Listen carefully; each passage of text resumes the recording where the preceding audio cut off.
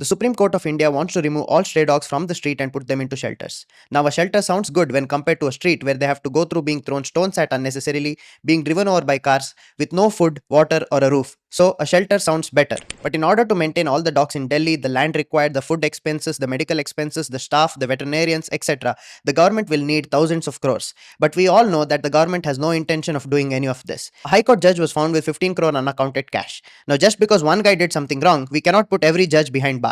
So that's exactly what's wrong here. We cannot punish a whole species just because a few of them did something wrong. So what does a court do? The court hears both the sides of the story and then gets to a conclusion.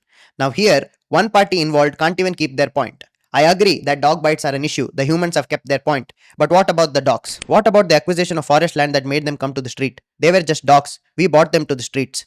What about the abuse they face because of humans? What about the trouble they have to go through when we celebrate festivals, burst crackers, and throw colors on them during Holi? All they have is the street. All they are trying to do is survive while we thrive. In the amount of recorded dog bites, there would be so many cases where the human attacked them first and they responded back in return.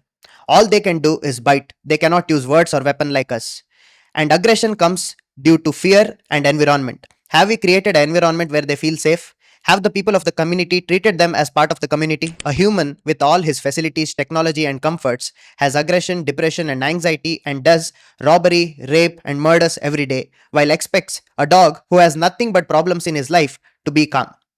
We, who cannot even discipline our own kids, want a dog which has a brain of a toddler to be disciplined. We come from a culture where the first roti was given to a cow and last to a dog. We were always taught to coexist. But now we cannot even coexist with our own species. What will we coexist with others?